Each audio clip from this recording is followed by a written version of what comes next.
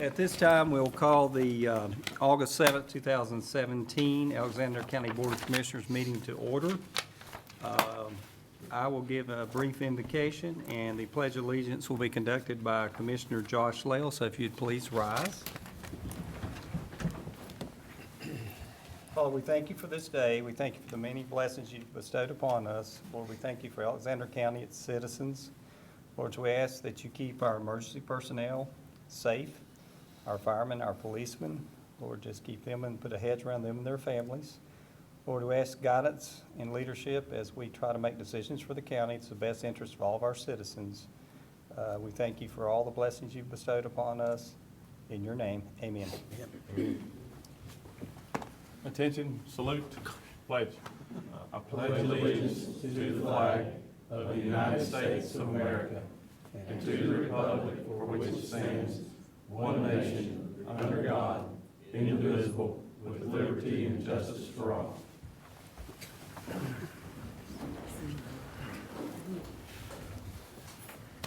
Do we have any commissioner reports at this time?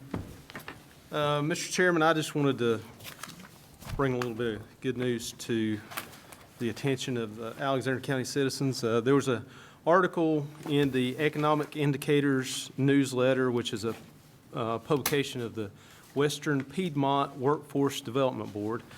There was also some information in last week's Taylorsville Times, if you caught that on the front page, but I just wanted to mention at our meeting about how good the local economy is now.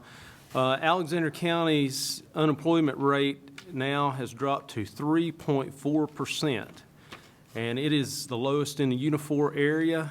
Burke County, Caldwell County, and Catawba County are at all 4%, so we're lower than all those other counties. The per capita personal income in Alexander County has went up, and the latest numbers that we have is from 2015.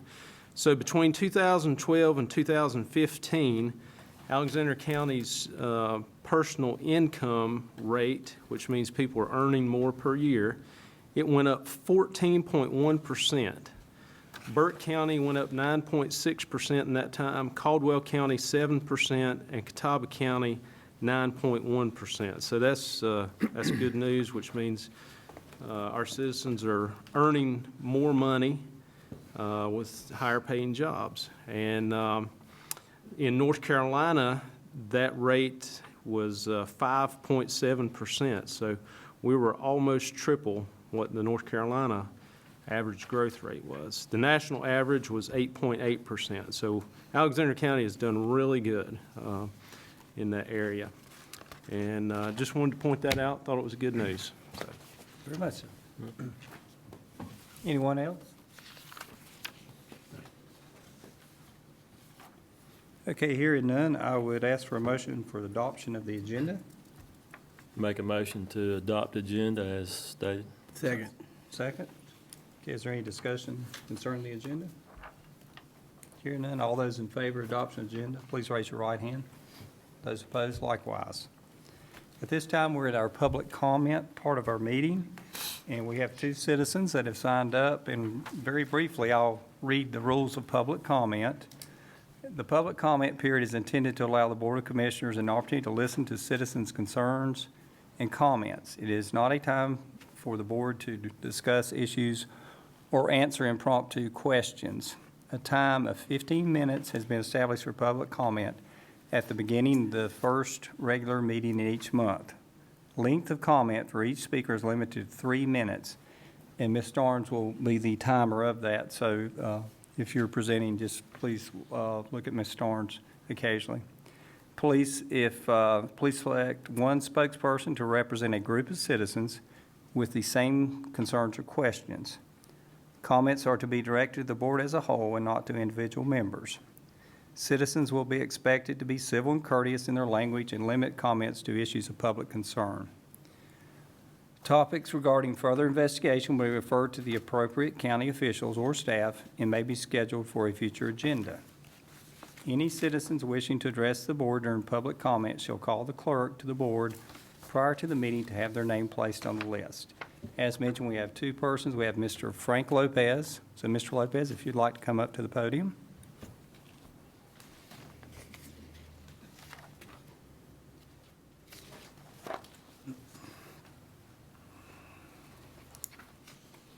Hello again.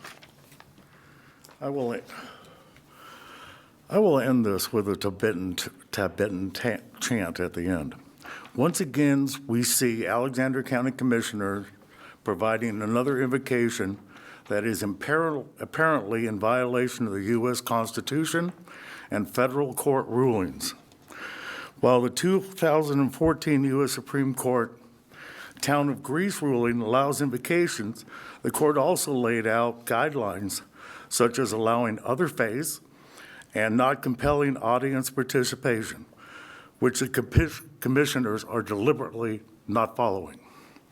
In the recent Lund versus Rowan County, the appellate court ruled that Christian-only invocations by the county commissioners are a violation of the First and 14th Amendments.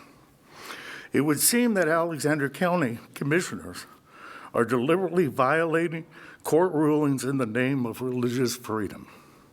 I am certain they are trying to find legal loopholes to maintain a Christian-only county. Perhaps they are looking forward to a court battle which may cost the county millions in legal fees. As the courts have already ruled, they will surely lose. Some may say that Alexander County is predominantly a Christian county, and therefore the commissioners are only reflecting a majority of the people. Alexander Hamilton and James Madison warned in the Federalist Papers the dangers of the tyranny of the majority. Religious freedom has always been very hypocritical. It has never been applied to every religion equally. Prayer in school, just as long as the prayers are Christian only. Religious slogans on government vehicles, just as long as the slogans are Christian only. Religious monument on government sites, just as long as the monuments are Christian only. Religious books in government buildings, just as long as the books are Christian only. For me, this issue started when I placed religious books of other faiths in the county sheriff's office. Chief Deputy Todd Jones removed them, but he left the Bibles. I've repeatedly asked the county for an explanation. So far, the county has refused to answer. What happened to the Quran and the Torah? Were they placed in the jail library? Were they put in the trash? Or were they burned at the base of a cross? So when you look at yourselves in the mirror, do you say that you support all religions equally? Or do you say that you are a religious bigot and only support those who share your beliefs? Your actions show that you may fall into the later, not the former. I will end with a Tibetan chant, Om Mani Padme Hum, which translates into English, generosity, ethics, patience, renunciation, and wisdom. I will be leaving the county very shortly, but before I go, in keeping with your actions and requests, I will be filing a lawsuit in federal court with the ACLU for violation of the First and 14th Amendments. Thank you. Next item, Mr. George Holloman. I come in peace. I am proud to represent this letter that is sent to the Board of Trustees of the library. It is a request to name the Alexander County Room after Opal Watts Harrington. Just remind everyone that when the library was built, some of the men in Taylorsville took private funds and made sure that there was a place for those documents, those historical documents. Roe Campbell, Kermit Sherrill, your two grandfathers, Cub Watts, Clay Elledge, Ray Jennings, Garfield Jennings, and Plato Carson were among those that put their money together to make sure that there was a space for that. Opal fought hard for the Alexander County Room to be used to house one-of-a-kind documents that we have there, the treasure that we have there. So the request is simple, to name the room in memory of Opal Watts Harrington. No funds are needed for this, and the other option that was named at your other meeting of naming the books after Opal is not an acceptable option. None of the people on this list that you have before you hesitated to lend their support in this matter. We did this in about a week. We probably could have put together thousands of names of people who would support this. So I just want to leave you with the words of David Odom, who told me, you know, Taylorsville is named after Zachary Taylor. I mean, some people say that it's named after Zachary Taylor. But David Odom reminded me that Opal Harrington did more for Alexander County than Zachary Taylor ever did. Thank you.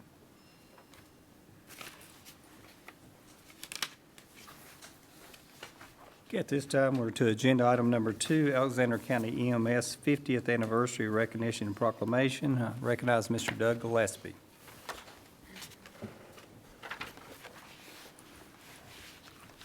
Good evening, Mr. Chairman, board members, county manager, and clerk to the board. Just want to take up a little bit of your time. Give me a chance to speak here tonight. I'm here to talk about the Alexander County EMS 50th anniversary and the proclamation. And the proclamation reads, to recognize August 26, 2017 as Alexander County EMS Day. Alexander County EMS has been continuous operation since 1967 until present day. And this emergency service organization has provided medical coverage, personnel, and those things necessary for furnishing such protection to the citizens and visitors of Alexander County. Alexander County EMS has proven to be invaluable to the citizens to the Alexander County. Alexander County Board of Commissioners is committed to recognize and showing appreciation to the dedicated members past, present, and future of this agency. And Alexander County EMS will celebrate its 50th anniversary on August 26, 2017. We're going to be holding a special dinner for the past and present employees and some special guests. You should have got your invitations. Now, therefore, it be resolved that the Alexander County Board of Commissioners wish to commemorate the milestone and hereby proclaim August 26, 2017 as Alexander County EMS Day for all Alexander County. This is adopted to this day, 7th day of August, 2017. And I've got a quick, short video I'd like to show you. It's only about 30 minutes. I mean, 3 minutes. I'm sorry about that. And this should answer some of the questions, but if you have any questions, I'll be glad to answer them afterwards. Okay, thank you.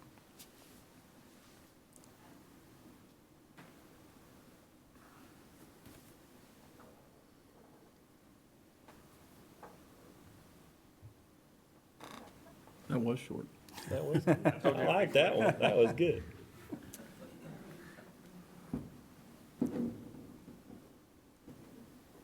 There we go.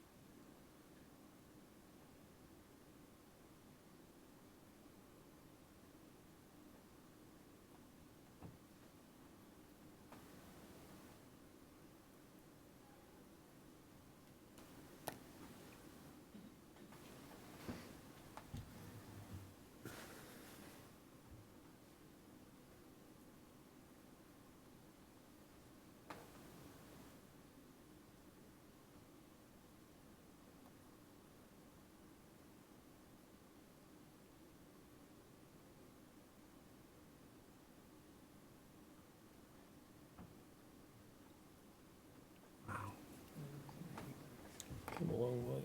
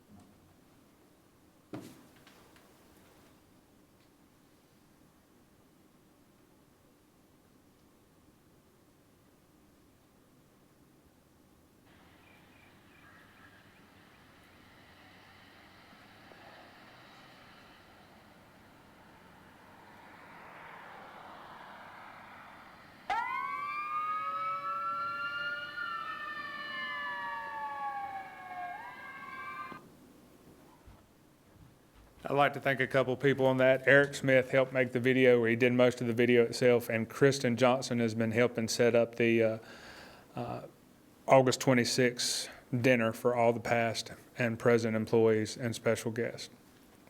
Doug, I think some of the folks have recently retired that were in some of those original. We did have, they're not original, there was original 4, and we do have one of them that's coming to speak at the dinner. The ones that you saw there, we have Zenda Townsend that just retired with 30 years in. Connie Meredith was there, was just retired, I think, with 32 years in within the last 5 years.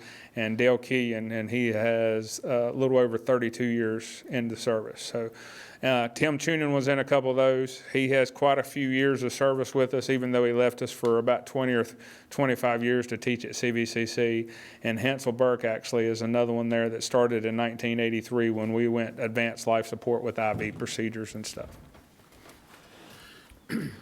Yes, sir. Back, the number just hit me, it was 6,000 calls? About 6,500 calls this year. It's like 20 a day? Yes, sir. Wow. And we are estimated, when I looked at the numbers and I took over as the director, I started doing our projections. And right now, if we go by what we've done the last 15 years, we'll move up about 1.2 to 1.4% each year on call volume. So we are seeing an increase, and yes, we do have, at that time, when we did the video, it was just the 12-hour truck. We will start the 24-hour 4-truck in 1st of October. We're in the process of getting those hired and getting that started. So we project this year will be right at about 6,700 calls this year. Now, those are not all transported calls. Those are fire standbys. Roughly, my last numbers, we figured out it was about 4,000 that we actually transport, a little less than 4,000 that we actually transport to the hospital itself. What's your average time from pickup? I mean, I guess, Average from the time it comes to the call Yeah. to the time we get to the house is about 6 minutes. okay. And that's pretty good at some of the locations. When you go up to Vashti, you go up to Houck Mountain area in Ellendale, and that's something that I'm looking at the future to try to disperse a little bit more of the coverage area. And en route time is where we get en route to the hospital and getting back from the hospital is where we lose a lot of time, because we're going 20 miles minimum to any facility. We can go to any facility in the surrounding counties. Iredell, we can go to Davis, we can go to Fry, we can go to Catawba, Caldwell, and Wilkes. And our biggest problem is North Carolina OEMS says we need to be back within a certain time frame to be back in service. Well, if you're at Catawba and you're sitting at Catawba Memorial, you just pick up the radio and say, I'm available. Well, we've got from Catawba, we've got at least a 24 to 30-minute time to get back to our county to being available for calls. That's our biggest issue that we're seeing. So we're putting a lot of miles on the truck, and we're spending a lot of time out of the county. Let me ask you a question. So Wilkes County, Catawba County, Iredell County, there's places there where they're actually further away from a hospital than we are anywhere in That is Alexander correct. County. So what do they do when they get those out-of-the-way places there to handle those? When they get like the out of the way, well, Wilkes County, they can go to Baptist. Okay. And then they can come back up and go to Wilkes, and I think they can go up towards Watauga and stuff when they're up that section right there. Catawba, you have Lake Norman, or hospital, if you're in the Sherrills Ford area, that we can get to pretty quick. Okay. So we're with our patients, average 25 to 30 minutes in the back of the truck. So if it's a critical patient, we're really working hard with them.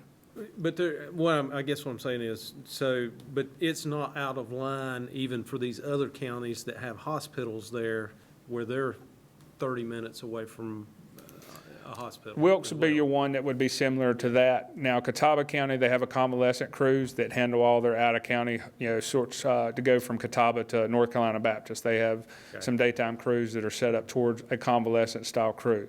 So they're not really using them as much in the 911 system. Same thing with Iredell. They have convalescent crews also that respond to the non-emergency calls. We need to go to the hospital and take this one back home, or go to the hospital and take it to Baptist or Carolina's Medical Center or so.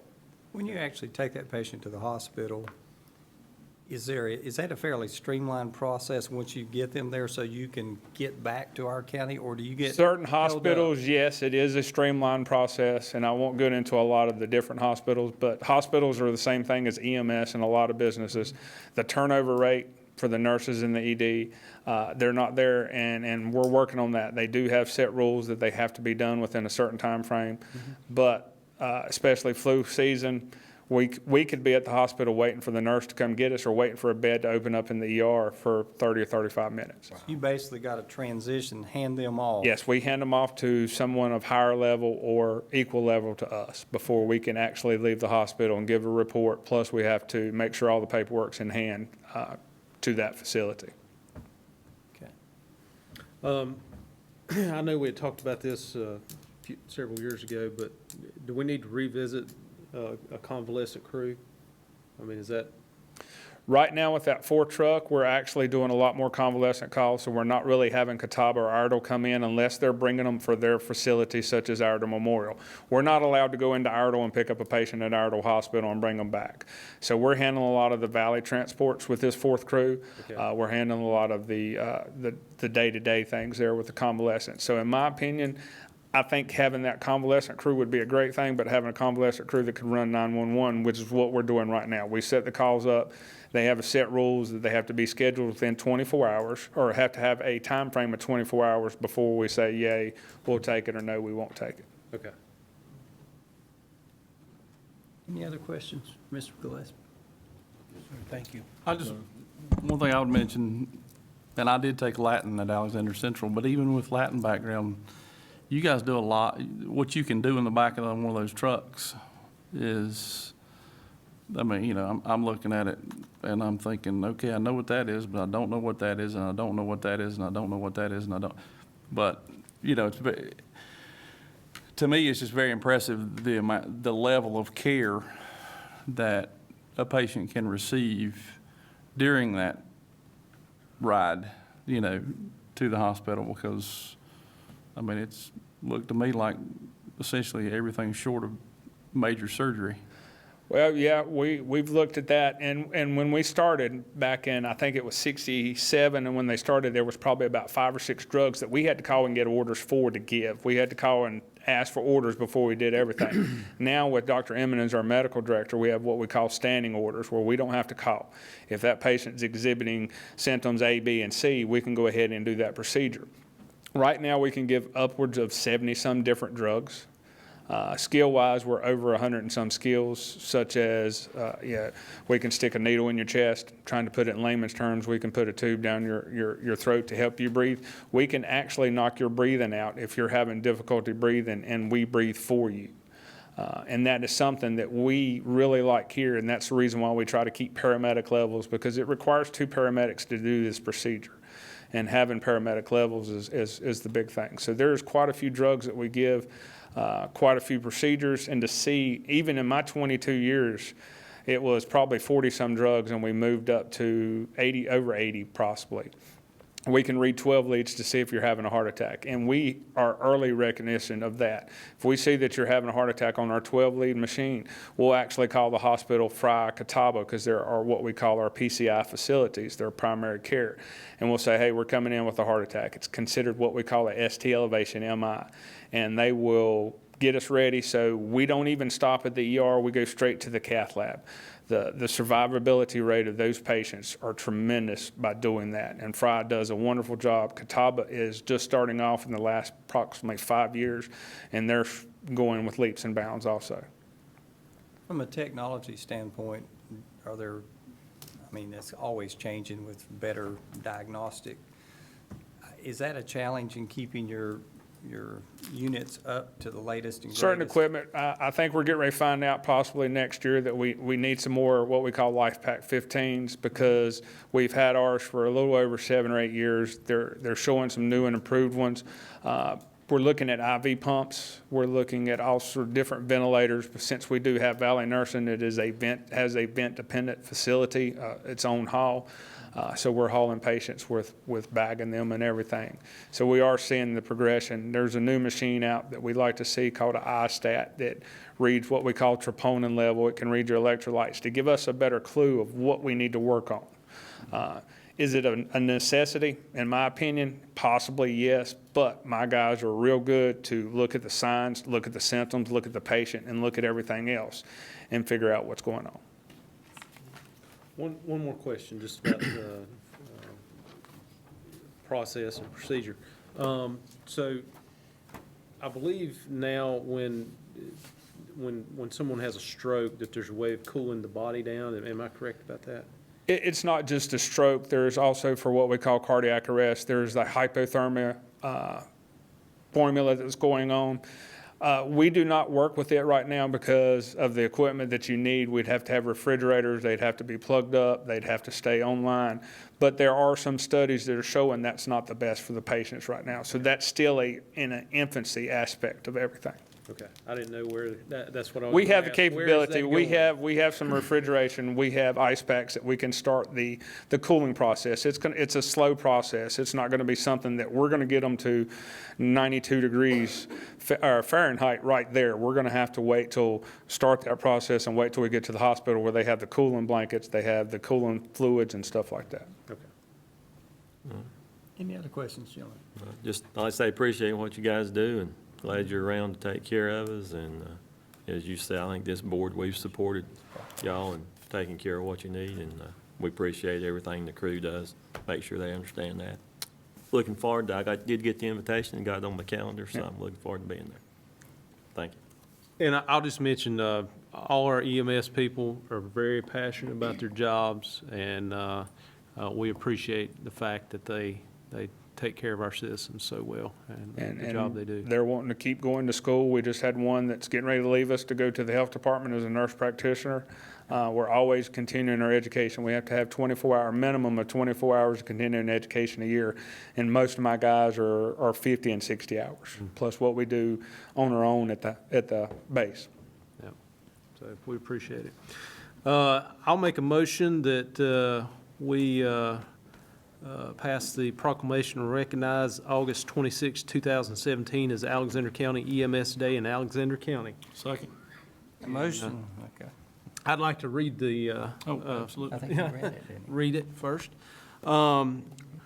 Whereas Alexander County EMS has been in continuous operation since 1967 until present day, and whereas this emergency service organization has provided medical coverage, personnel, and those things necessary for furnishing such protection to the citizens and visitors of Alexander County, and whereas Alexander County EMS has proven to be invaluable to the citizens of Alexander County, and whereas Alexander County Board of Commissioners is committed to recognizing and showing appreciation to the dedicated members, past, present, and future of this agency, and whereas the Alexander County EMS will celebrate its 50th anniversary on August 26, 2017, by holding a special dinner for all past, present employees and special guests. Now, therefore, be it resolved that the Alexander County Board of Commissioners wishes to commemorate this milestone and hereby proclaims August 26, 2017 as Alexander County EMS Day for all of Alexander County, adopted this 7th day of August, 2017. Okay, we have a motion and a second reading. Is there any further discussion on the motion? I think we got it. Okay, hearing none, all those in favor of the motion, please raise your right hand. Those opposed, likewise. Thank you, Doug. Thank you for your time. Congratulations.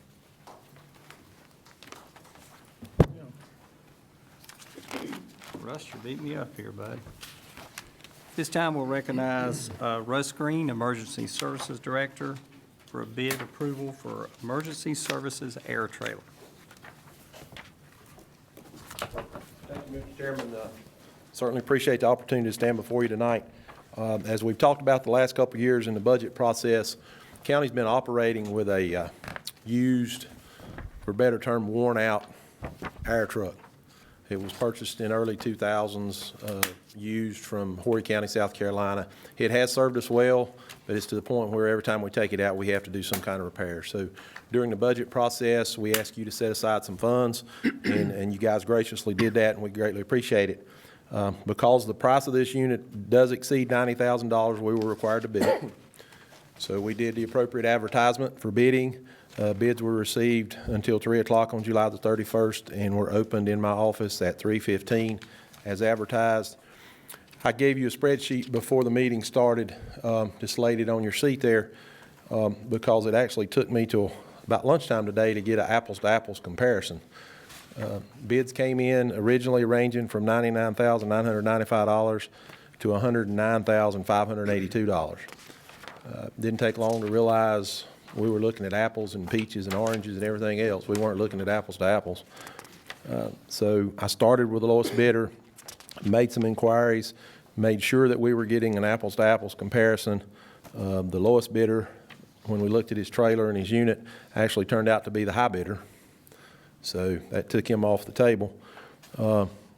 And the other two bids are very close together. They're about $595 apart. That being Stallion Air in Randall, just outside of Randleman, North Carolina, and Safe Air Systems in Randleman, North Carolina. The bid from Stallion Air total was $107,501.62. That includes taxes. The bid from Safe Air is $106,906.91. There's about just less than $600 difference. I would recommend to you that we look at the noted differences at the bottom. That being Stallion Air, the center column, they're proposing an electric compressor with a 36 to 45 kW generator set interior of the trailer. Safe Air on the right-hand side at the bottom is a direct drive diesel compressor, which to operate the lights requires a 6.5 kW generator mounted on the tongue of the trailer. So for just less than $600, we can have a trailer carrying around a 45 kW generator that powers the compressor and does everything else. So gentlemen, my recommendation to the board would be to accept the bid, where it being the second lowest bid from Stallion Air here in North Carolina for an electric compressor with a 36 to 45 kW generator set to operate it, and all the other things that you see I've listed here, the mounted pole lights, the scene lights, roll-up vent doors, and so forth. Hey, gentlemen, you've heard the recommendation. You have questions? Yes, sir. Yeah, so we got a lot of people watching. Yes, sir. Maybe not a lot of people, but we got people watching. Couple. And Six. now is this truck for going around to pump up tires on vehicles? You haven't explained what this air compressor truck is for. Okay, be happy to do that. All of us like to go to the movies and watch TV shows, and we see these firefighters, these guys that are really heroes to us. They bail us out when we really get in trouble. We all know they wear those, just call them tanks on their back.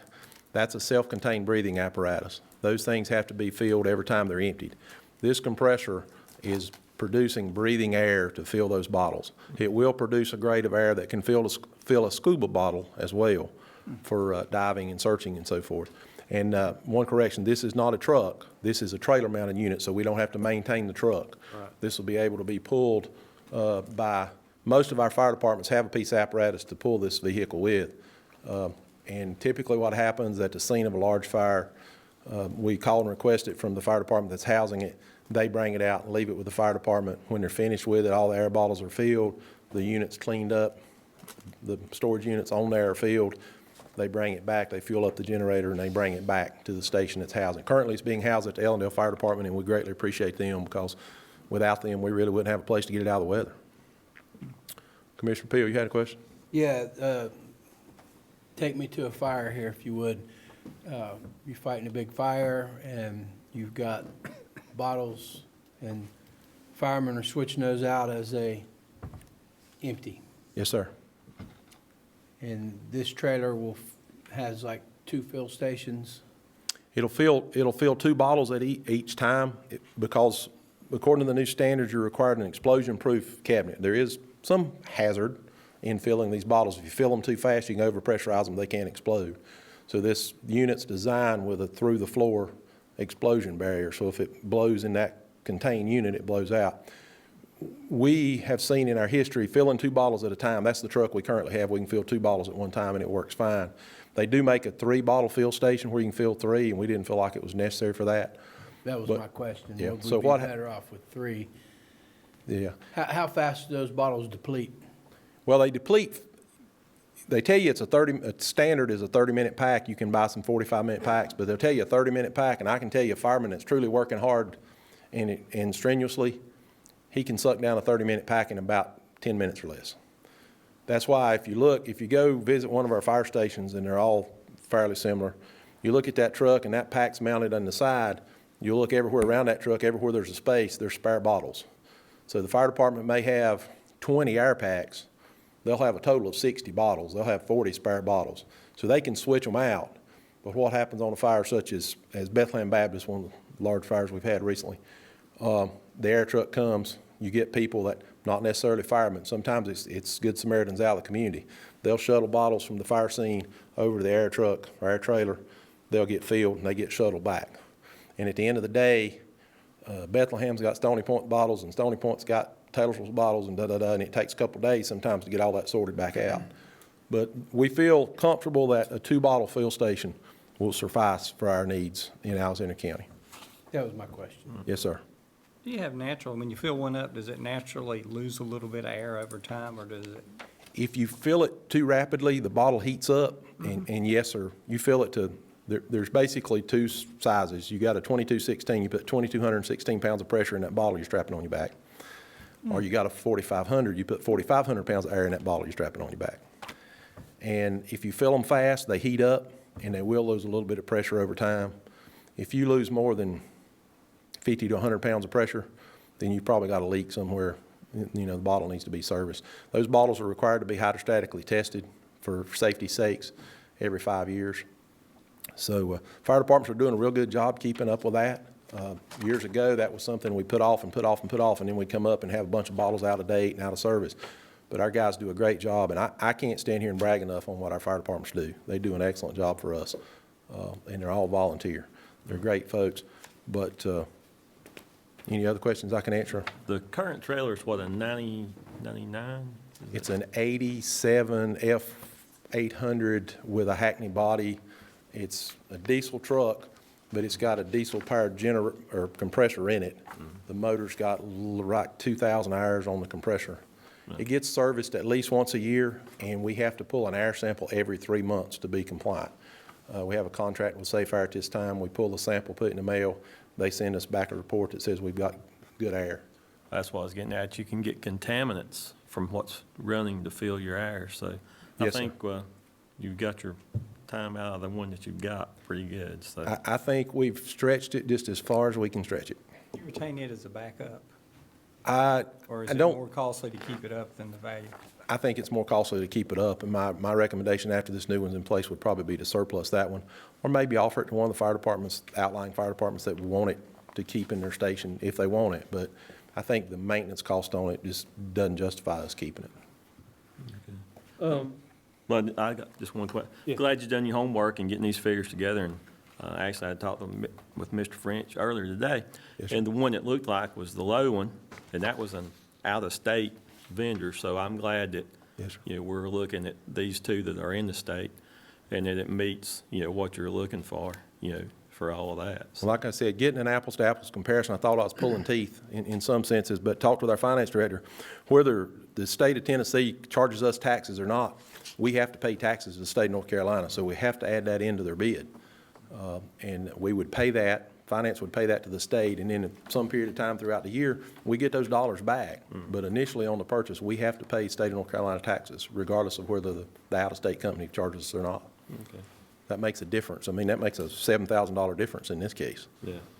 It's huge. Glad we're keeping North Carolina people employed too, so. Yeah, and both of these are good companies in North Carolina. You know, you could, honestly, between these two trailers, either one would suit our needs. I just see the advantages in that 45 kW compressor. We don't have the funds in our budget at this time to go ahead and put a transfer switch on it, but that's something we could come back later with an electrician, put a transfer switch on it. And if we need to go power a nursing home, we've got a 45 kW generator, we could pull the wires out of it. And power something electric's up. more eco-friendly too, so there's not a lot of noise. More eco-friendly. It's a lot different. This trailer's built, as you see in the pictures, it's got an interior wall. The compressor's on the back side of the wall. The fuel station's in the front side. So you do away with all that noise. I remember the old truck, the old bread truck the county had when I first came to work here. You got in it, and the first thing you picked up was the earmuffs to put on your ears so you could even stand to be in the truck. I'm looking at a picture of the trailer and, you know, the compressor, and what kind of, or do you know what the warranties are on, is there a different is it all together from, you know? The manufacturer's warranty is 2 full years for everything he put together. Okay. The compressor's got a longer warranty, and Than based on who the dealer is, I'd have to go back and look at their paperwork. But yeah, it's multiple year warranty on that. Okay. Any other questions? I'd entertain a motion that we accept the proposal by Mr. Green. Make a motion to accept the bid for Stallion Air, I guess, is that the one Yes, sir. that you're talking about? I make a motion to accept that as a motion, as a bid. Have a motion, do we have a second? Second. Mr. Bill? Okay, is there any discussion about the motion? Hearing none, all those in favor, please raise your right hand. Those opposed likewise. Thank you, Russ. Thank you, gentlemen. Will you indulge me for just 1 second? Absolutely. I need to stand here and publicly thank Alexander Rescue Squad, the Sheriff's Office, Wilkes County Sheriff's Office, North Carolina Highway Patrol, and North Carolina Department of Corrections Bloodhound. We actually had a search here off of Teaguetown Road Saturday night into Sunday morning, and those agencies assisted us with some great technology. We were not able to find the gentleman until the helicopter came in from Highway Patrol Sunday morning, but he was quickly located. He is in good health. He just wound up spending the night in some very thick underbrush and weeds. 61-year-old gentleman off of Teaguetown. But greatly appreciate all that help and all that those responders do for us each and every day. Thank you, gentlemen. Thank you. At this time, item number 4, discussion of Alexander County Library honoring Opal Harrington. And I'll start us off, that's okay. Obviously, there's a lot of passion about this, and I don't think there's any question Miss Harrington was amazing and the things she did. I think last month, we had public comment the last meeting, and if I get these incorrect, we have Friends of the Library, and we have the Library Board of Trustees, and they're, again, I'm sorry, I got a fly up here. You know, I'll certainly let these gentlemen speak. I don't think anybody has any aversion to honoring Ms. Harrington. I think some of you have reached out to me, I've kind of conveyed that. But gentlemen, if y'all anybody want to expand on that, it is my understanding that the library board meets on the 14th. That's correct. And I think they were actually going to make a formal recommendation after that meeting. I saw that this was addressed to them, which, you know, kind of follows the protocol, similar to zoning. They meet, they make a recommendation, and, you know, my just hope is that everybody's on the same page with what that recommendation looks like, and because everybody is passionate and everybody are advocates of the library, that we get a good result and everybody's happy. I mean, that's the goal here, so. Gentlemen? Well, I just mentioned that, there's been several things tossed around, whether it's naming a room after Mrs. Harrington, or naming the collection after her, or hanging a portrait with a plaque honoring her service in the library. Whatever it ends up being, that recommendation, I believe, needs to come from the Library Board of Trustees. And I think that we've all, kind of mentioned that amongst ourselves in phone calls, and I think we're kind of all on the same page, just that it needs to come from that library board. And that's my 2 cents worth. Well, I'd just like to say, well, I'm on the library board. I've had several calls, and I do see the need to make recognition, and for her to be honored. But I think, just like it's been stated, it should come from, from the board and maybe the Friends of the Library, if they come together with what they're wanting and what they're looking for, instead of us kind of, what you might say, riding herd over, all the decisions. That's what those, committees are there for, and they come to us with what they think the best thing is. That would be, my thoughts to it. Certainly be my desire that the Friends of the Library and the Library Board were together on what needs to happen. I don't feel as though it's our place to say this is what we want to do, because that's not our role. That would be a heavy-handed micromanagement type of deal. But I certainly believe with all the great people on the library board and Friends of the Library, which does a lot as well, that we could come together and have a very clear way of giving honor to Ms. Harrington, who obviously is very, very deserving. Last but not least, or maybe least, I'm not sure. My thought is in line with, and like I say, we have, I say we, the board, not together, or all together at the same time, but we have talked amongst ourselves over the past several weeks, quite a bit this week, or last week. And my thought is the library board is more qualified to make that decision than I am. And part of the reason I believe that is there's a library board for a reason. And we should not discount their abilities and or authority. And I too would echo that I'm very much in favor of honoring, shoot, my brain, Miss Harrington, because it's very evident that she has done a lot for Alexander County. And I think after the library board meets, if they bring us, if they make a decision, I think we'll be very supportive of that. And I'll mention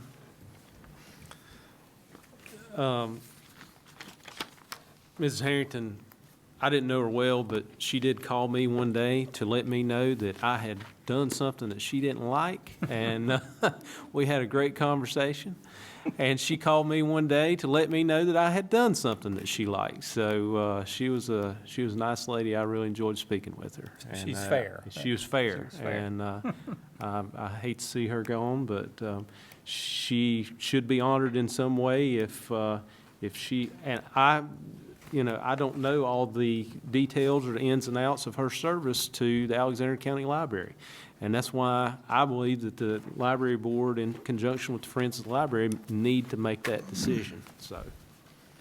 So what we'd anticipate, hopefully, is that it'll be an agenda item with a recommendation forward to us prior to the next meeting, and we could take formal action. That's kind of the challenge that I think we have, and we'll be more than happy to deal with that at that time. And I think from our comments, you can detect our sentiment is very much in favor.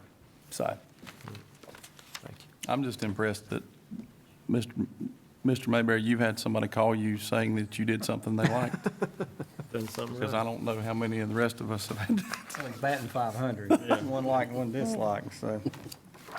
Okay, moving on to agenda item number 5, board appointments and reappointments. I'll recognize Mr. Rick French, County Manager.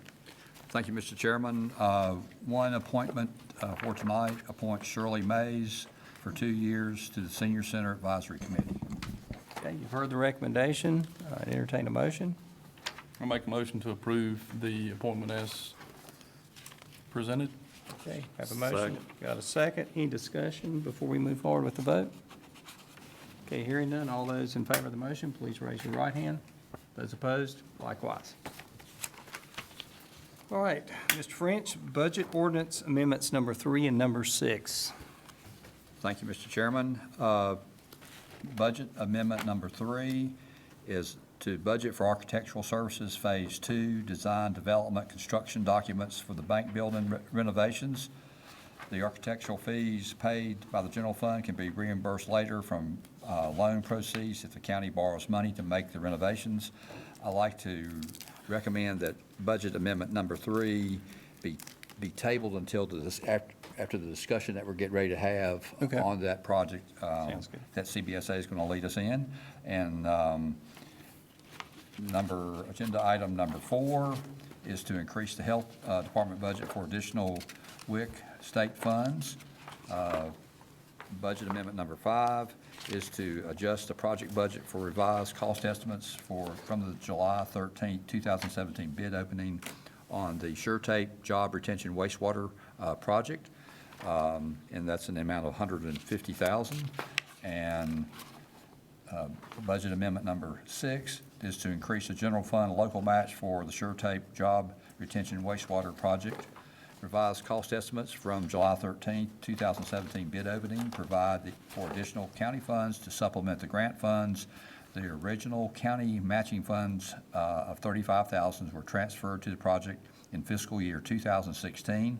The new sales tax, Article 44-524, that can be used for economic development, public education, and community college began in fiscal year 2017. The additional county match amount of $150,000 will be taken from the new sales tax that was received in fiscal year 17 or 16-17. And those are the budget amendments that we have. And I guess we need 2 motions if you're so see, approving budget 4, 5, and 6, and tabling number 3, which when we have the discussion about the bank building. Mr. Chairman, I'll make a motion that we approve budget ordinance amendments number 4, number 5, and number 6, and that we table budget ordinance amendment number 3 until after the discussion of agenda item number 8. Make that in form of a motion. Gentlemen, we have a motion. Do we have a second? I'll second. Motion and a second. Any discussion about this motion? Mr. Chairman, I just want to,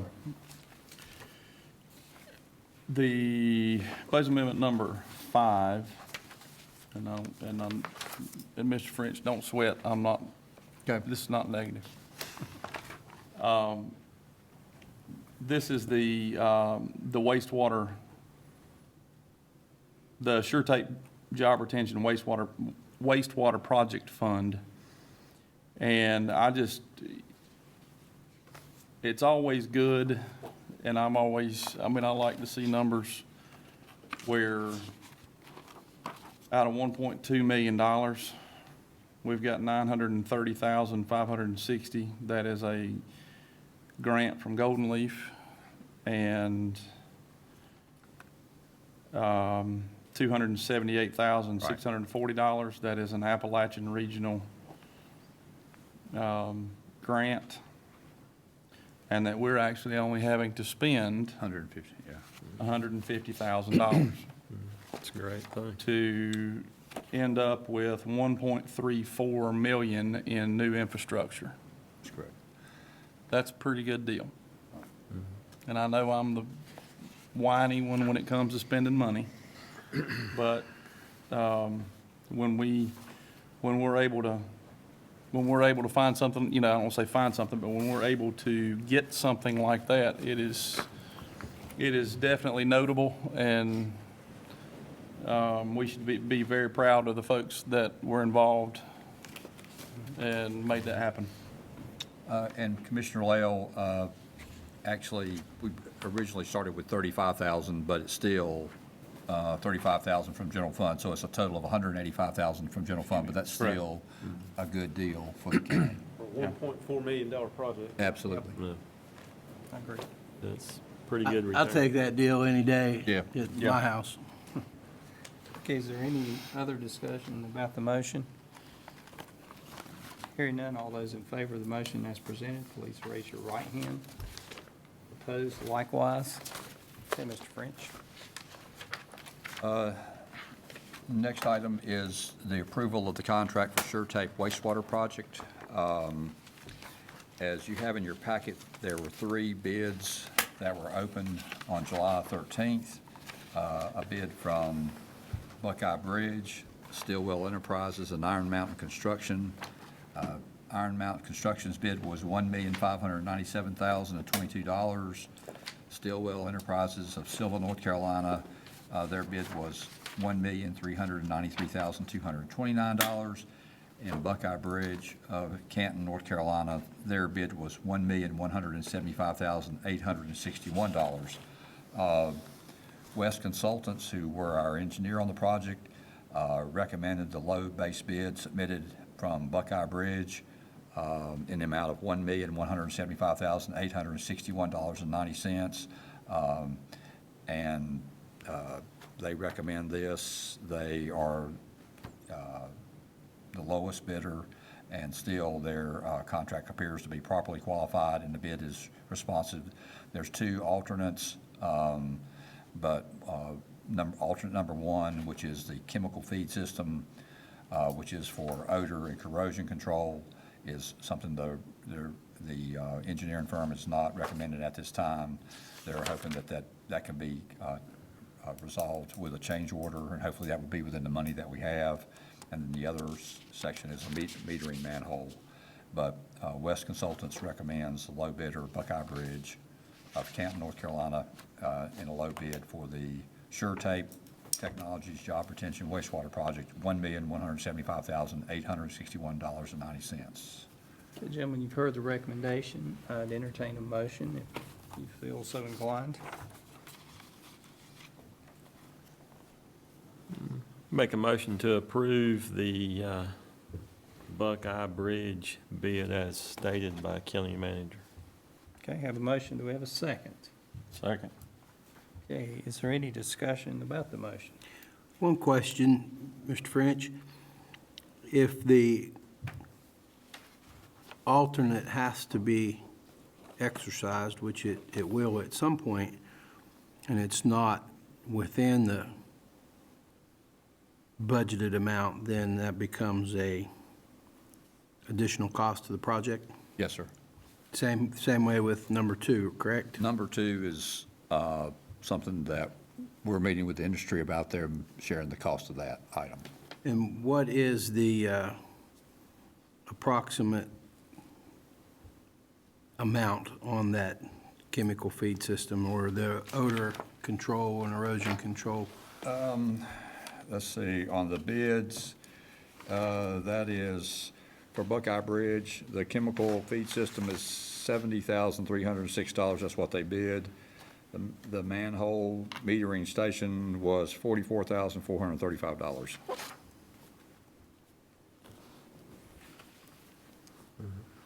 Oh, okay, I see that now.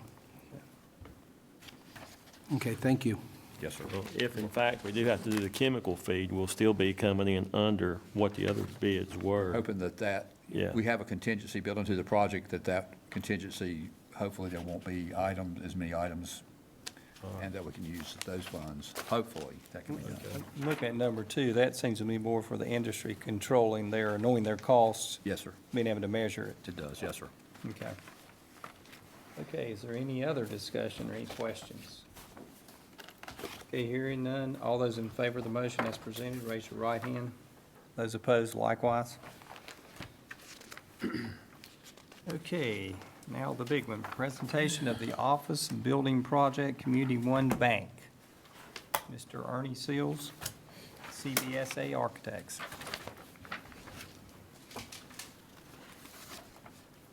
Well, it's a delight to be here tonight and to be at this particular phase of this project. Real quickly, I'll say I've done another project that was similar to this recently, and it was a lawyer's office, 10,000 square feet, and it laid out almost like a child could lay it out. It just perfectly fit. And this project is somewhat similar to that. It's just a good fit for uses and the project, the needs.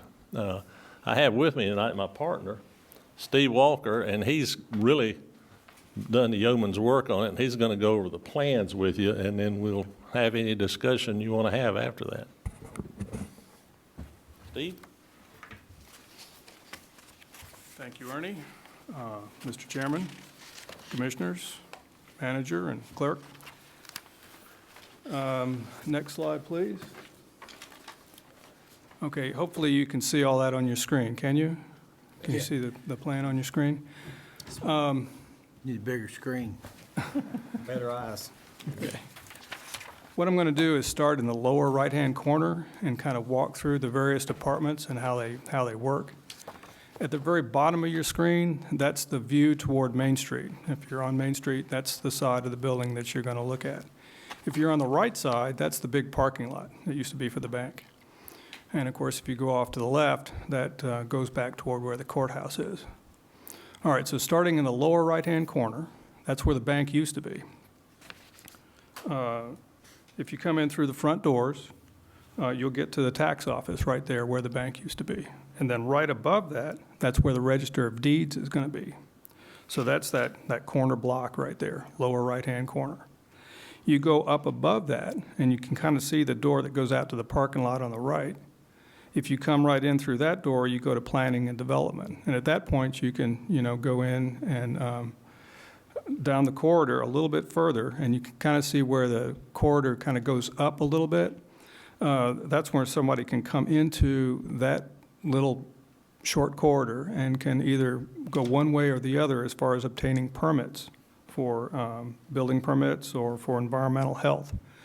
Of course, the Planning and Development is in the upper right-hand corner. Then right next to that is environmental health. Okay, so that's really the right half of the building. Now, right in the center corner there, all by itself, is the engineer's office, and that's one separate little space. And then coming down from that a little bit is some of your common area things like storage, janitors, and things like that. If you keep on going over to the left, then you're going to get into the cooperative extension service. And then in the upper corner, that's where you've got your prep kitchen as part of the extension service. So coming on down to the lower left-hand corner, you see a very large meeting room, and then to the right of that is the Public Works Manager, and that's the Public Works Department right there. And then come right on down from that, and you've got the toilets, which are dead center in the middle of the building where they ought to be. You've also got a support area for a break room. You've got a smaller conference room for the appropriate size that you might need. And then if you go all the way into the lower left-hand corner, you'll have the Recreation Department and then the Greenway Department. So that pretty well lays out the plan. Are there any questions about that plan at this point? Okay. One question that I would have, and so basically right now, we are looking at how many public entrances? 2? 3? There's three. Three. Yeah, if you go to the very back, that's where there's going to be a storage area that'll just be accessed by the people that work at the building. And that's going to be a common storage that they'll all be able to use. Okay. Is I mean, the reason I asked that, I mean, what consideration has been given to security? That was my question. Because, I mean, it's 2017, yay. And I don't know, I just,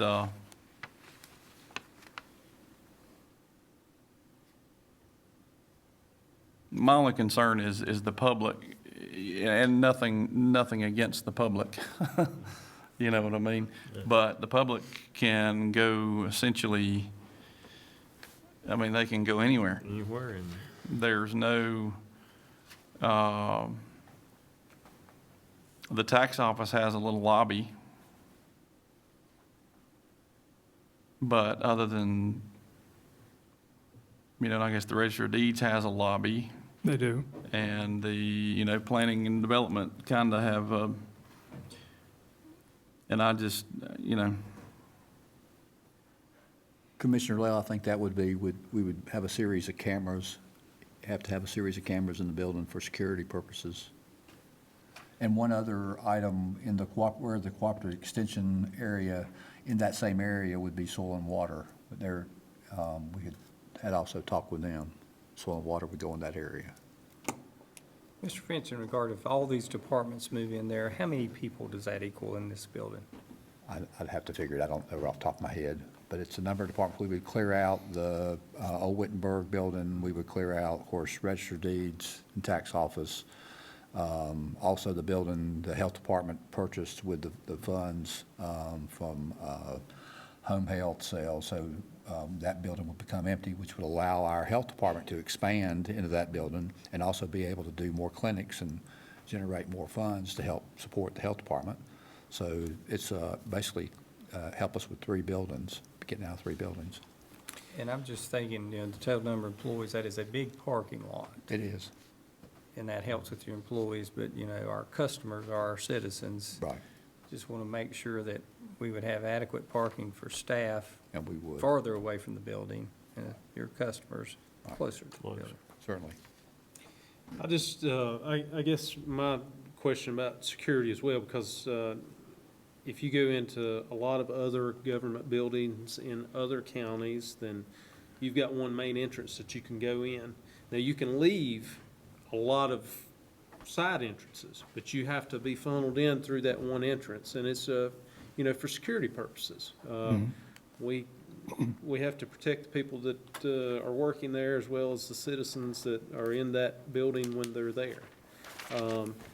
So my question would be, could we put, you know, one-way doors on those, some of those entrances and try to funnel everybody through the front where you've got a little bit of, I know it's sad that we got to think about stuff like that, but, so you can kind of control who's getting into the back of the building. Right, well, there's various means of locking and controlling doors. We do this in schools quite a bit, where the front entry would be something that could be unlocked and you could get in, and the other doors, you would have to use like a fob or some kind of a key or a card to actually get in that door. If you work there, you could use that. Right. And I think that's what you're alluding to, and that's something that we can certainly do in the rest of the design process. is in the hallway above the Register of Deeds section, the doors in that hallway, are those fire doors? Those are fire doors. Okay. We do have to have a firewall through the middle of the building. Gotcha. That's one of the things we were looking at. If you sprinkle a building, you wouldn't have to have that. all of those walls are solid walls on the interior, Well- ceiling to floor, or some of them? Some of them are. The corridors would have to be, of course. They'll go up to the underside of the deck to create a fireproof corridor for everybody to get out. Some of the other ones go up depending upon what they are. I mean, if it's an office, of course, it would go up and it would be soundproofed, for that purpose. But some of the other ones, if we could save a little money here and there, we'll try and do that. Inside the office, you Yeah, could inside the reduce. office, Okay. if there's an opportunity. All right. I think some of those are actually labeled on here as low partition walls, Okay. low cubicle type walls. All right. Yeah. This is just picking a random, random office, just so we can, say up in the top right corner, one of the code enforcement offices, roughly what size is, what size is that, is one of those rooms? Well, looking at code enforcement room number 2, it's 13 feet by 11 feet. The other one's about 11 feet by 14 and a half feet. Okay. About the size of a bedroom. The entrance lobby, now, is that going to be an entrance lobby for the entire building, or is that saying the entrance lobby to get to the tax office? That entrance lobby is primarily for the tax office. Okay.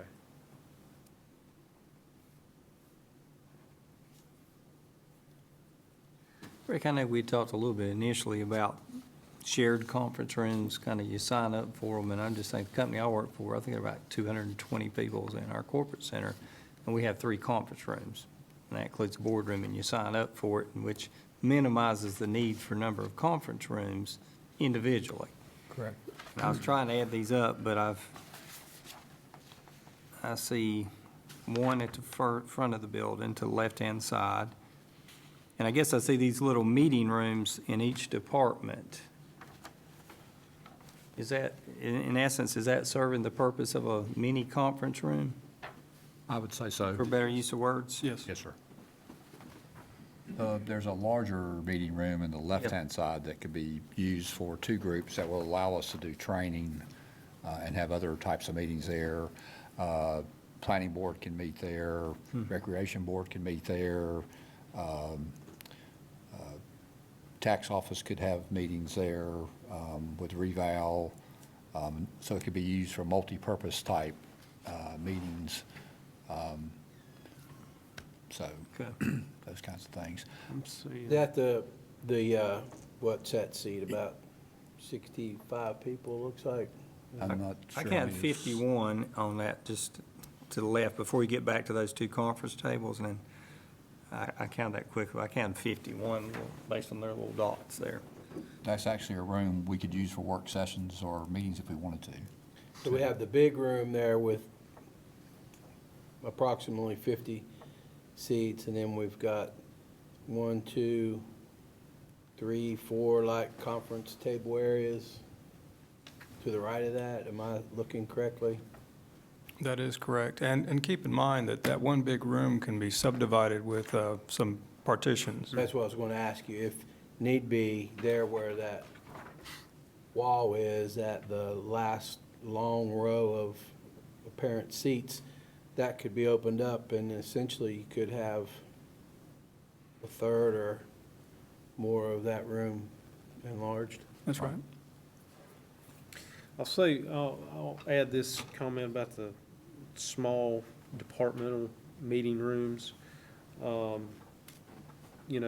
If you're dealing with the public a lot, then you need to have a place, not necessarily where you have to sign up, but you're gonna have a lot of people in there every hour. And staff is gonna have to be meeting with those people. It might be the tax office, the register of deeds, whatever it may be, but they need to have a small space where they can meet with the public in, confidential setting. Because I don't want to be talking about, tax records or, out where people can hear. One thing I think is important to note is the size of the building. I guess looking at your monitors and what you have, it's sort of hard to appreciate. The building is, 22,500 square feet, so it's, it's a pretty good sized building with a drive-through window. And there's also plans to basically demolish the existing bank area, which is 3,100 square feet.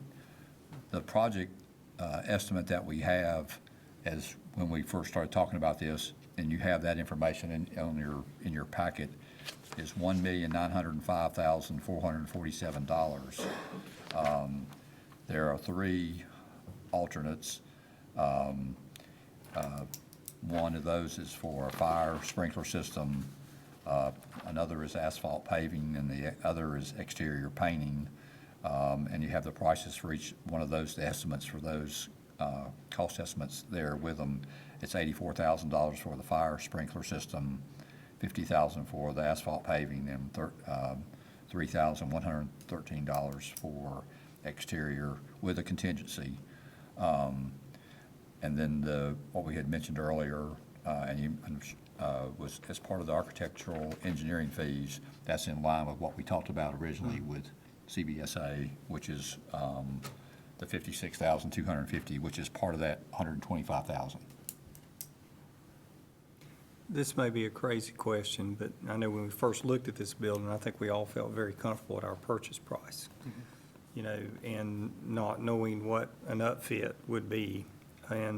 But just comparing this, if you're going to build this same 20,000 square foot building, say metal building with a brick facade, other than your excavation cost, how would that compare? Because way out there, this is around about $2.5 million in this building, plus or minus, when it's all said and done. How much? Oh, it's easily going to be double, quite possibly 2.5 times, yeah. Okay. Because it works out roughly at about Metal building with $120 a brick foot for facade. a new building, let's say, and this one's like $50 a square foot. So, Just looking, I guess, well, Mr. French, the records vault, I see it's a pretty big, and I'm all for the store. Is that, I know a lot of things are on disk and different, is that what they thought would be? Yes, sir. The functional amount of room? Yes, sir. Okay. yeah, and it'll be properly fireproofed with the proper doors and. You can never have enough records retention space for what you have to keep. Let me add, and y'all might know this, but all of these departments have thoroughly reviewed these plans. I mean, thoroughly. I can imagine. And I'll make a comment to Mr. Mayberry about the conference rooms, the meeting rooms. We've done some big corporate offices, and the first thing that goes is that meeting room when you have that new employee. That little room that's great as a meeting room can be a lifesaver when you need one more office somewhere. That's true. So look at it as a safety net. Does that records vault, does that equate to what we have presently in our register of deeds, or close to it? Or is there a little more capacity? It's close to the same. Okay, thank you.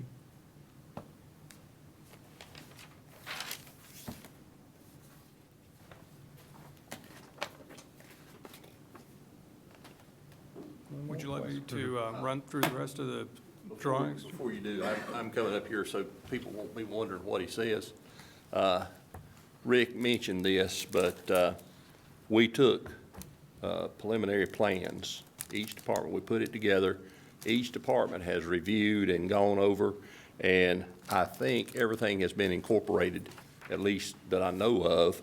And the Register of Deeds, the plan there for the record storage is compatible with what they have now, and the other departments, the way they work, the way they handle the public, the meetings, everything has been reviewed and has been incorporated.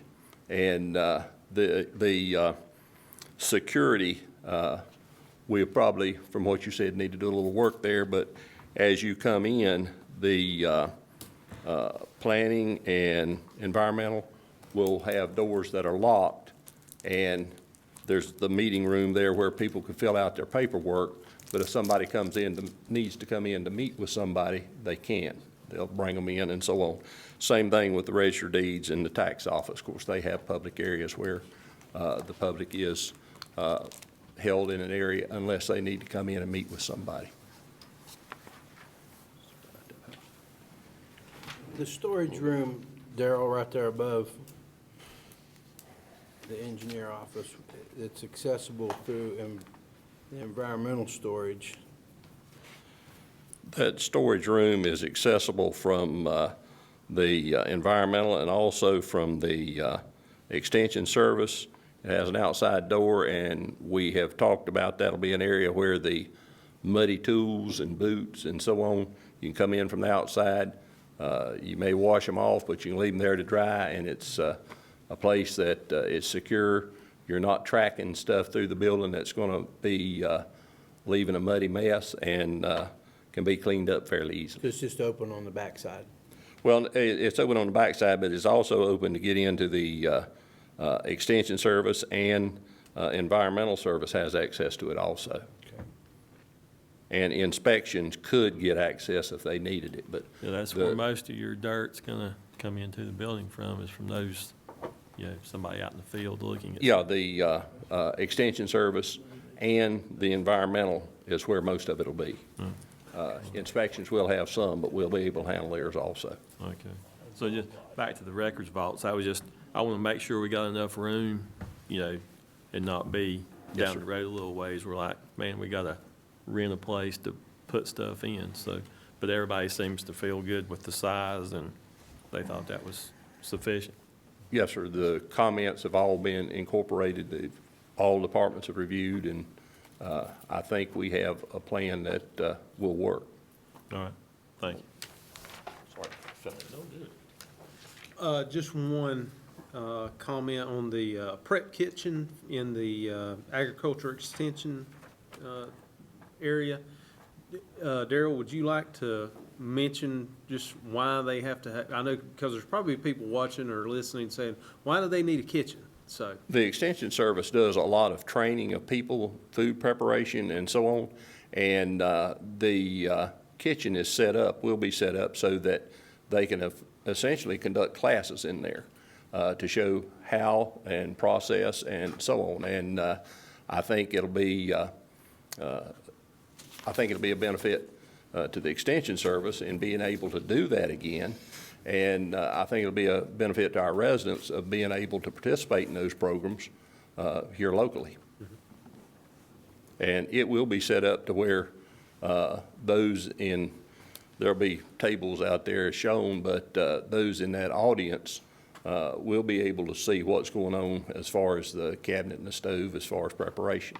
That'd be a big asset compared to what they have now, because in their kitchen area, you can't.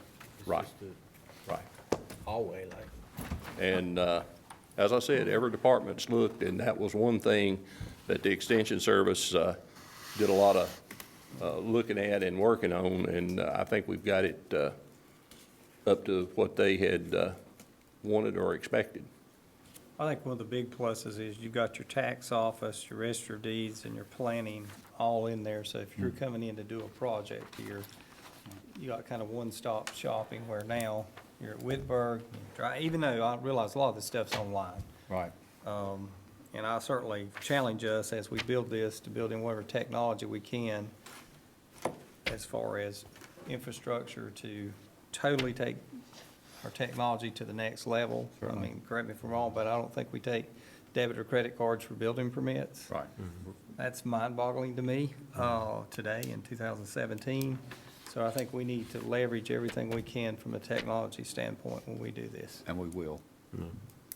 And that is a good thought, a good idea, but we also, when we were working with this in these departments, we need areas where public can come in and talk to them about code requirements, environmental requirements, and so on, because when you get into that kind of document and research, you need somebody that can sit down and help them with it.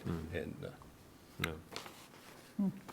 Well, I think too, well, the mayor's gone, but, getting these employees into the town and all the people that's gonna be coming to the town, it's gonna have some positive effects for all of us, because right now, I live down in Wittenberg community. People are driving almost to Catawba County to get a building permit, and then they're driving to another area to finalize other things. So I think it will be a pretty big plus for us. Appreciate your work on it, Darrell, too.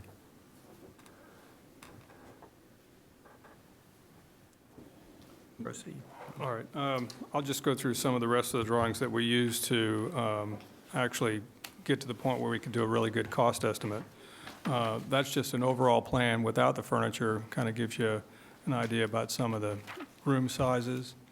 It is essentially the same floor plan. The next slide, we drew the exterior elevations in preparation for doing a painting alternate on the outside of the building. We're not basically changing anything, we're just going to paint. Next slide. This is the start of our sections, building cross-sections, because that's one of the things that we like to use to kind of see it in 2 dimensions a little bit better than, 3 dimensions now that, where the columns are going to be, make sure the columns all fit within the walls of the plan, make sure that you've got your new HVAC units up on the roof that avoid the barrel vault. That's the drawing that you see up at the top. And everything does fit vertically very well. It's in pretty good shape roof-wise. So, next slide. And then, of course, this is part of what we do is we try to coordinate all the work with all of our engineers. This is a compilation of the new reflected ceiling plans and the lighting. And then next slide. Of course, now we get into the plumbing a little bit. It's got a marvelous open piece of concrete there where it's a perfect place to add all the toilets and everything, so you don't have to dig up all that concrete. That's the plumbing waste lines right there. Next one is the supply lines, all coming from overhead. And then the last one we've got is the HVAC. And once again, those new units up on the roof are away from that barrel vault and in a place where we can kind of space them out. They're all, fairly small, so they shouldn't add a lot of weight to the building, so that we won't have a lot of structural work to do to hold them up there. So that's essentially all the drawings. I'll be glad to go back to any of these sheets if you want to talk about them in detail. I do have one question. So, other than the paving, asphalt paving, and the exterior painting, which it needs terribly bad, what other kind of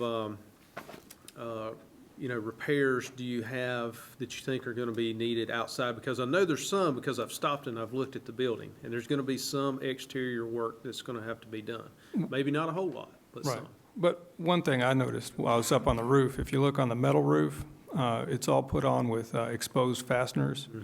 I don't know how old that roof is, but they are starting to show some wear. So I might consider doing another alternate where you would replace all those fasteners with new fasteners and new washers Okay. to extend the roof. But it's not rusting. Apparently, it's a good base metal, so you should be getting a lot more years out of that roof.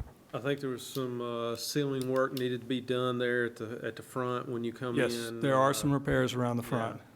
Certainly, we can get some of that stuff into the base bed, I would imagine. Okay. Overall, the condition of the building, obviously, you've looked at it very extensively.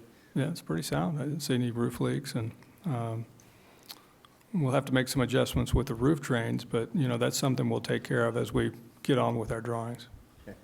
The technology plan on it, the, drops and ports and the wireless, is that a picture somewhere? That's something that will come next. Once we get past this preliminary stage, this phase 1, the next thing we'll do is sit down with all the people in the various departments and go through a layout of the furniture, find out where they want to have their data outlets, how they want to incorporate their IT, how that's all going to work. And we'll have to do that department by department, and then get with Daryl and make sure that we get it all put together as one package. And I'm sure our IT department will be heavily involved in that process as well. Right.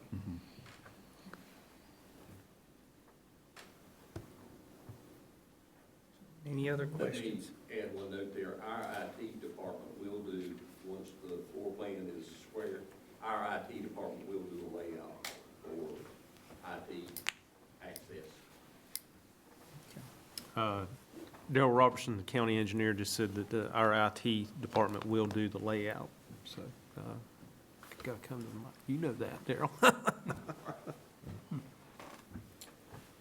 Gentlemen, are there any other questions? I was just going to, a couple things, if you're at a point, to couple things we need to consider tonight is one is the budget amendment, and the other is the budget for the project. Those two things would need to be addressed tonight, if possible. We're going to look at some financing options we'll get that information back soon. So we're going to look at how we finance it. In regard to the budget, we have these estimates here, but obviously after we get to the next stage of plans before, and then eventually it would be bid out, Correct. would we have to amend anything if the number varied from this? I assume we'd have to We amend would, that. yes. Okay. We would. But at this point in time, this number would be This is- recorded as as the number. That's So to correct. speak. Okay. Just one more thing, I was remiss in not saying that Darrell has made this job easy, because he has been a great conduit with all the departments. And so I was remiss in not admitting that earlier. So Now, you're I've saying known we'd him- have a discount? Is that? Yeah. For all Daryl's work. Don't say that. It's figured in. Okay, noted. Thank you. Okay, gentlemen. Somebody, We need a motion for both. Rick, we'd probably need a motion We for need a number, motion for the budget amendment first. number 3 first. Mr. Chairman, I'll move to make a motion that we approve budget ordinance amendment number 3 as written. I'll second that motion. Okay, I have a motion and a second. Is there any further discussion? Hearing none, all those in favor of the motion, please raise your right hand. Opposed likewise? Okay, moving on.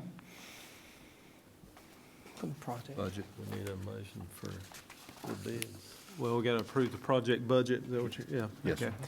Mr. Chairman, I'll move to make a motion that we approve the project budget. Can't hardly read it, with CVSA Architects Incorporated, July 31st, 2017, with a total, I cannot read that number. My eyes are getting bad. 2 million, if you're talking about everything, it's Yeah. 2,049,000. I can't read it either.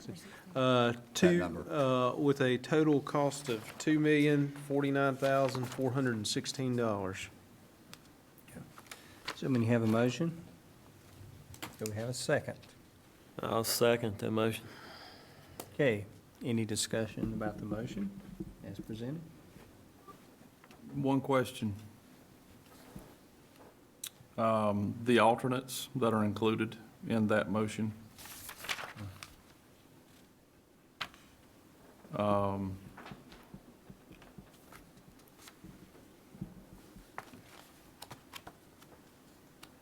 Is sprinkler system, is it necessary? Is it necessary? I'm just, I'm asking, I guess. Assuming it's not required since it's an alternate, is that a? Did it have a system? No. No. It did not have a suppression system in it.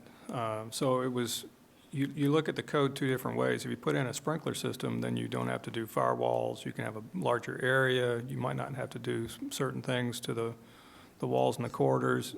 Sprinklers really buys you an advantage. So, we'll have to weigh that in with how we, do that alternate to make sure the contractor knows, okay, if you're pricing the sprinkler system, forget about the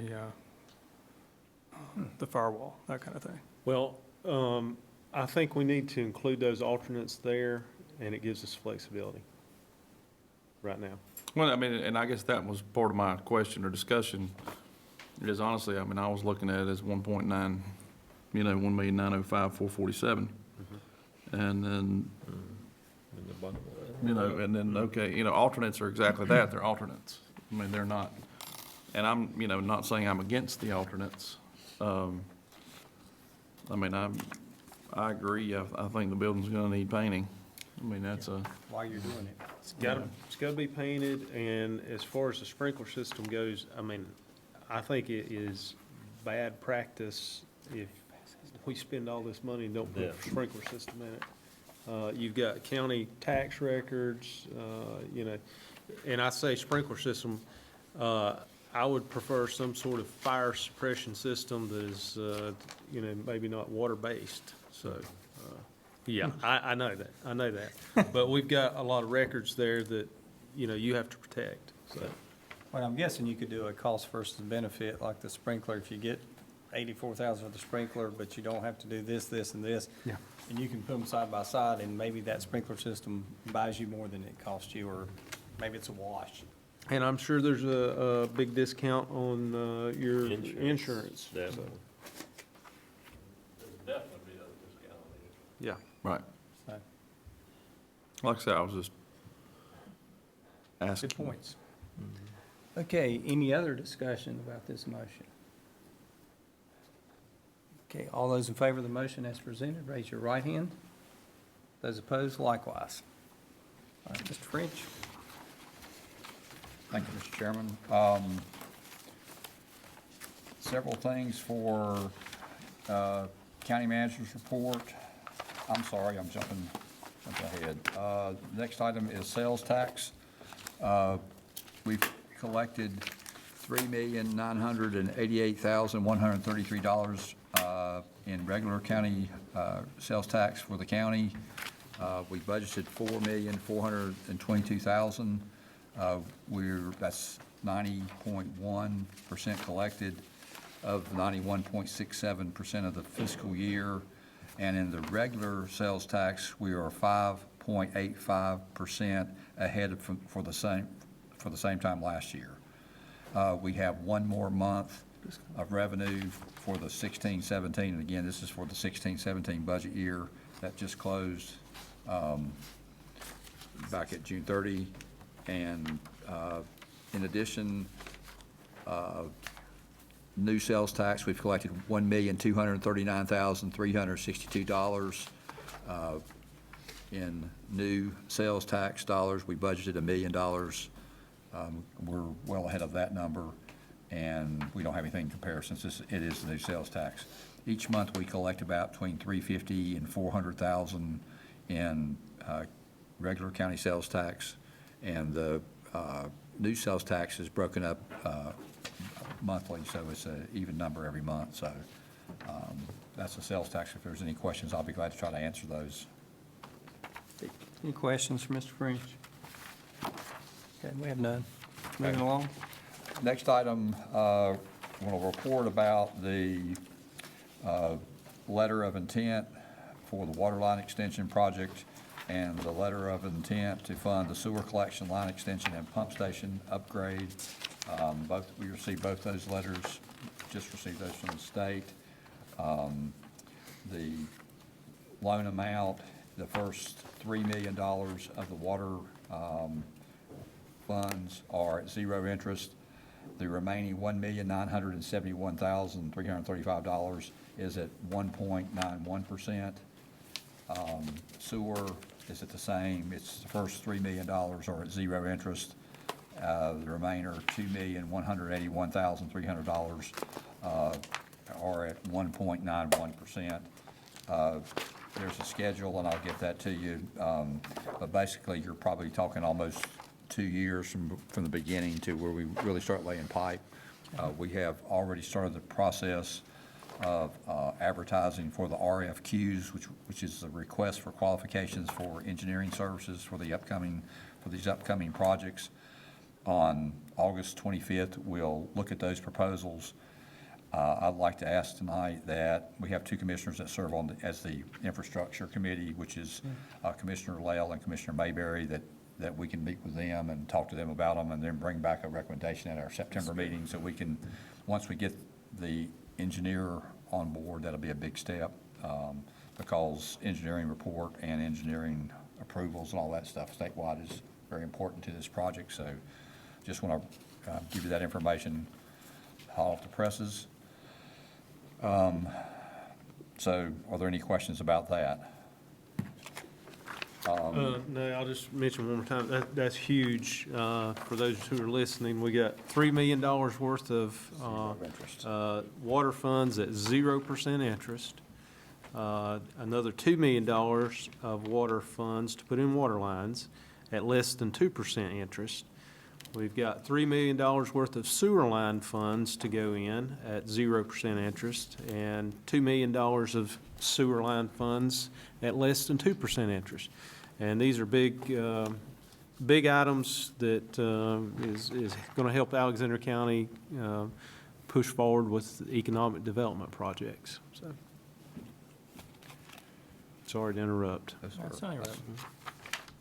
Anything else in your report, Mr. French? Just a few other items Okay. mentioned. One is, we've passed out copies of a draft policy of the Alexander County Library Local History Policy. And for your review, this will be on the agenda for the September meeting. Also, you have a copy of the North Carolina Administrative Code Division of State Library, which basically, number 2 says that you cannot restrict access or we lose our state aid for the library. We receive over $96,000 a year, so that's important, and I'll get that information to you. But the draft policy for the local history for the Alexander County Library will be on the consent agenda or for next Mr. meeting. French, do we have an existing policy? Or is this, I Nothing that the mean, board has done. is this in our wheelhouse? I mean, you know, sometimes I think we're getting too much in the weeds of different departments. Correct. I mean, that's just my opinion. I don't think I agree. I just don't understand this being in our wheelhouse. Okay. I mean, I may be wrong. Well, I think the policy itself probably may not necessarily be, but the North Carolina Administrative Code Yep. certainly is, because we would lose nearly $100,000 in grant money if we restricted that room. Gotcha. And Ms. French, this is just, and I don't mean to compare apples and oranges, but do you know how many different rules and regulations in state administrative codes that DSS deals with on a daily basis? Tons That of if we them. don't meet them, then we lose funding. Right. There's I tons mean, of I them. don't mean that bad either. Like I say, I don't mean this in a bad way either, but the library is a department of the county, the library is a department of the county, just like DSS, just like the environmental health, just like whatever. And, I mean, this is gonna sound bad, but we don't need to do their job.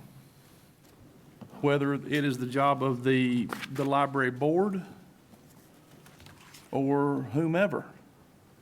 And I am fully in support of the library, and I'm saying this, and my mom is on the library board. So I'm not meaning this to be mean or smart. But I think if we, if we start dealing with everything like this that comes along, every little thing that comes along, every department's going to expect the commission to do their job for them, and that's not why we're here. Do we want to be at the first weigh-in of the football players who can carry the football to put tape on their helmet? I mean, it just feels like we're micromanaging this stuff, and we don't need to. Okay, a few other items. One is we passed out copies of this kiosk. On Thursday, August the 10th at 2 p.m., we're going to unveil it's Mind Care kiosk. It's provided with mental health funds at our health department, so that people there could check on programs that are available for mental health. And it makes it easy to check things, just like checking your blood pressure.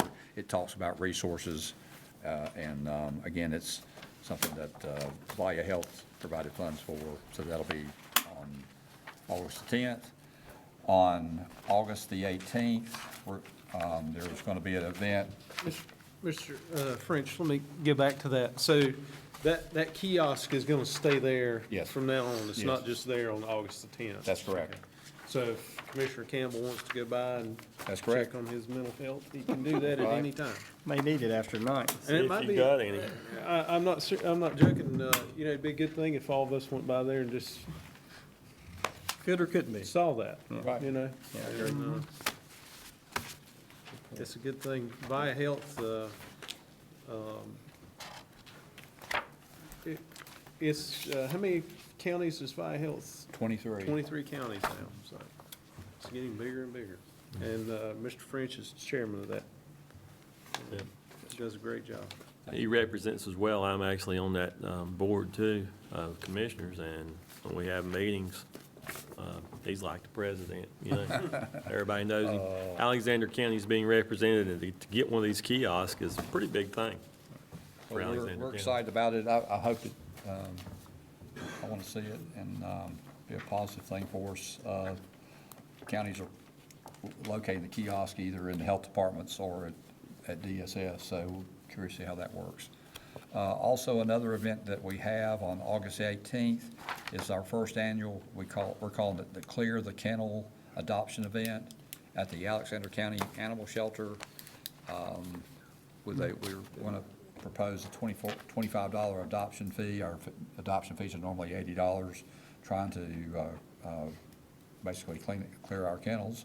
And the $25 adoption fee for cats and dogs includes spay, neuter, first vaccines, microchip. And the number for our Alexander County Animal Shelter is 632-1199.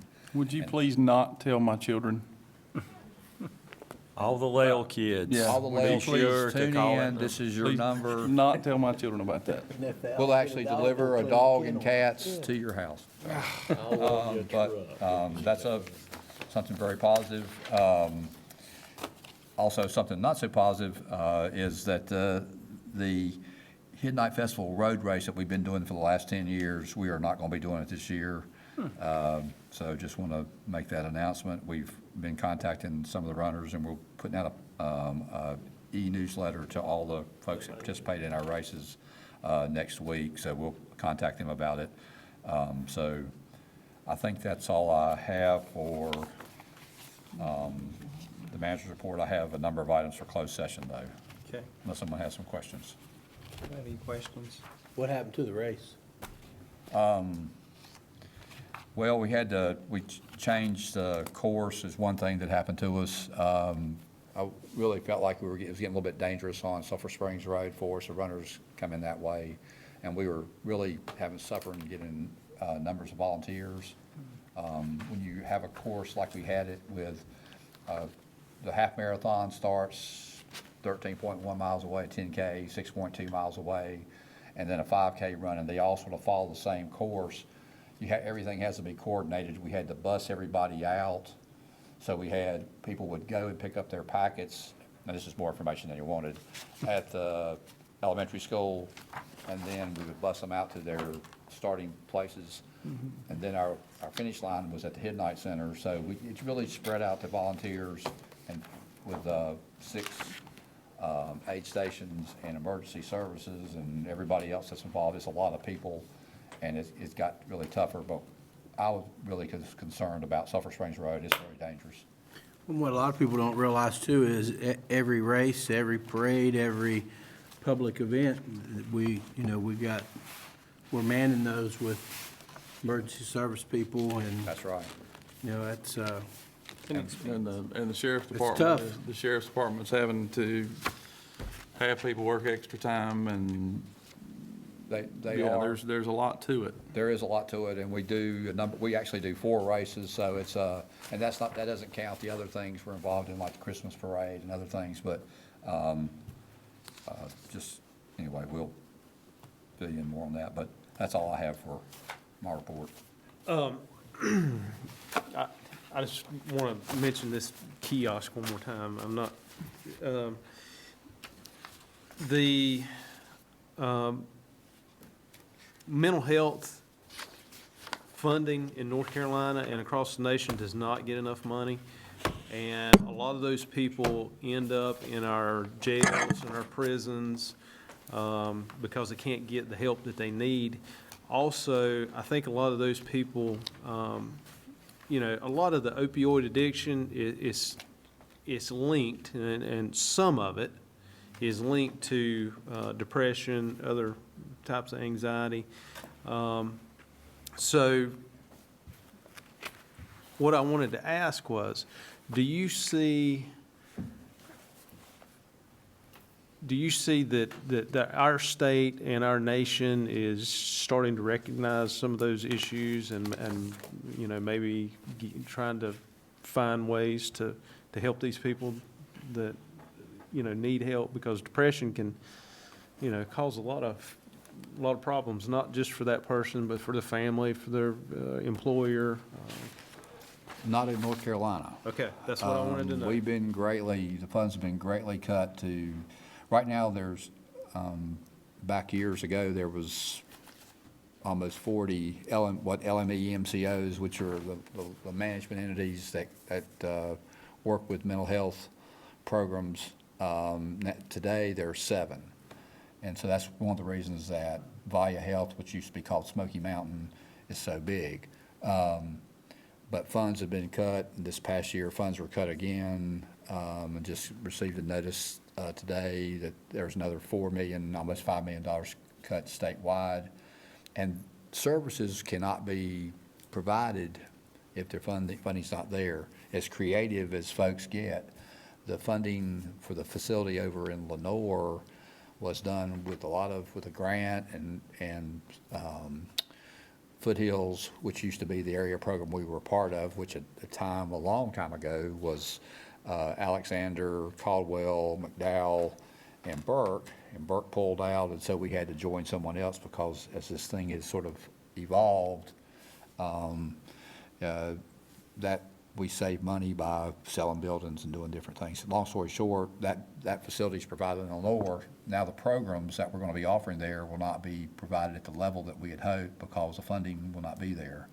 And Valia Health leverages a lot of money to get state money. There's the grants that we get is just don't even compare. Of course, the Valia Health budget's $400 million plus, so which is much larger than our budget. But it's a tough battle because the folks that it really impacts are the people that you mentioned. People that will end up in our jails, people that end up in our DSSs and health departments, and those services will be hard to provide with lack of funding. So it's an uphill battle for sure. You're going to spend the money one way or another. You're going to help people Right. get mental health services, or you're going to spend it on social services, you know, welfare, people in jail. You know, there's one way you're going to spend it or another way. If you could see the numbers for opioid use in North Carolina and by county, which I intend to have someone at a future meeting come, and Dr. Martin with Valia Health, who's an expert in it, would be my choice to come and talk with the commissioners, and also the public. He could be here. Would like it on an agenda where we don't have so much maybe going on, but it's just really mind-boggling. It will shock you. Yeah. I know what those numbers are. It will shock you. Okay. That concludes your I'm report, sorry, Mr. yes. No, it's all right. It's all right. At this time, I'll consider a motion to accept our consent agenda as presented. Make a motion to accept the consent agenda. Do we have a second? Second. Is there any discussion about the consent agenda? Any questions that you have? Hearing none, all those in favor, raise your right hand. Opposed likewise. At this time, I'll entertain a motion for adjournment. We will re-adjourn only for adjournment only. We'll go in closed session, North Carolina General Statute 143-318.11, A 4, 5, and 6, to discuss economic development, contractual, and personnel. Do I have a motion to that effect? Make a motion that we adjourn to only do what you said. Wait a second. Yeah, so we're not adjourning. Sorry. Are you making a motion that we're going into closed session? Motion in closed session, and we will only come back in open session for adjournment only. Okay. That's, Correct. if I didn't say it that way, I sincerely apologize. That's what I meant to say. Okay. You just said adjournment about 6 too many times. but All right, it's that's okay. So we have a motion, do we have a second? Second. Any discussion? All those in favor, please raise your right hand. Opposed likewise. Thank you.